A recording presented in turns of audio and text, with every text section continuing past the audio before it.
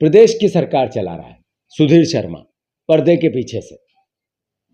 ये प्रधानमंत्री से मेरा अंतिम सवाल है, अगर प्रदेश के प्रधानमंत्री देश के सामने ये बातें स्पष्ट करेंगे तो मैं मानता हूँ कि मध्य प्रदेश के लोगों को ये एहसास होगा कि हाँ, जवाब देते हैं। मैं 8 करोड़ जनता की ओर से आदरणीय प्रधानमंत्री जी से ये सवाल कर रहा हूँ, उनको आज जबलपुर में ये बताना चाहिए। और मैंने जितनी बातें कही है ये बीजेपी के संकल्प पत्र की गारंटियाँ हैं जो उन्होंने दिया था, वो चाहे युवाओं की हो, चाहे किसानों की हो, चाहे बहनों की हो। आपको इनका जवाब देना चाहिए प्रधानमंत्री जी, हमें अपेक्षा है आप जवाब दोगे। दूसरी ओर आज मैंने अखबारों में पढ़ा कि भारतीय जनता पार्टी ने कहा कि 2,16,000 कांग्रेस के कार्यकर्ताओं ने बीजेपी ज्वाइन की। मेरा चुनौती है, जो भारतीय जनता पार्टी का मैंने बयान देखा उन नेता से सबसे पहले, कि आप जहां से विधायक रहे, मंत्री रहे या चुनाव हारे, वहां का एक भी कार्यकर्ता उस लिस्ट में है क्या? फिर ये बीजेपी की ऑफिशियल लिस्ट की जारी की थी उन्होंने, वो मेरे पास है, जो उन्होंने अखबारों को दी। उसमें प्रमुख नेताओं को चिन्हित कर करके संख्या बताई गई, इस दिन ये गए, इस दिन ये गए। ये टोटल 236 होती है, 336 336।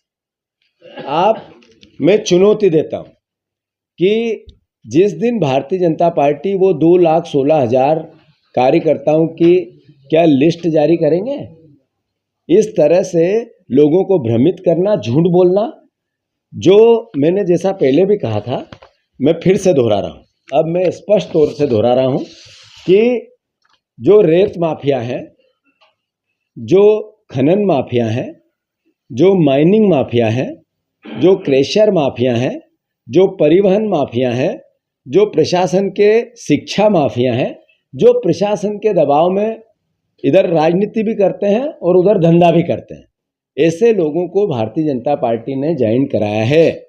और वो लिस्ट भी भारतीय जनता पार्टी ने ही जारी की है, जो ये लिस्ट है मैं दे रहा हूँ आपको। इसी में से सब लोगों पर किसी प्रकार का कोई न कोई आरोप सरकार का है।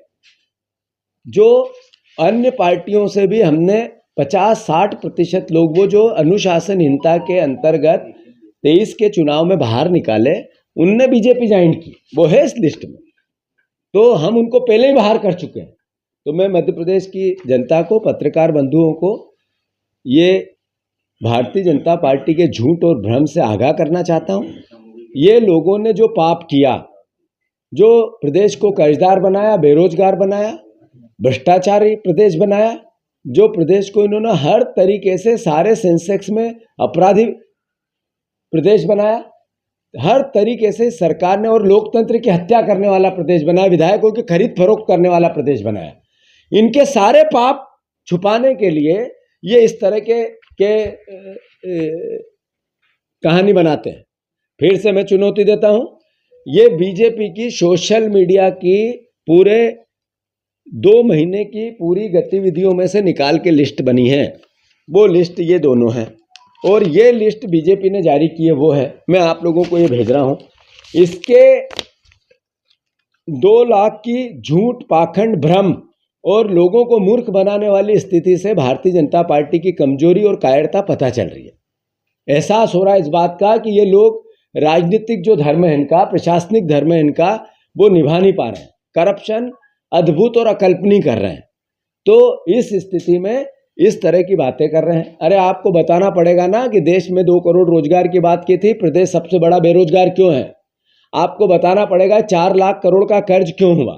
आपको बताना पड़ेगा कि इस ST SC OBC पर सबसे ज़्यादा अपराध मध्य प्रदेश में क्यों होते हैं।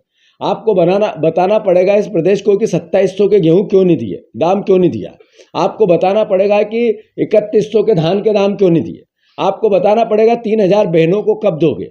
आपको बताना पड़ेगा 450 का सिलेंडर कब मिलेगा। आपको बताना पड़ेगा इस प्रदेश को कि बिजली का बिल इतना महंगा क्यों है।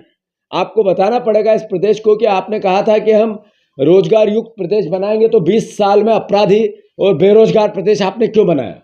इन सवालों के उत्तर नहीं है भारतीय जनता पार्टी के पास, शिवराज जी के पास।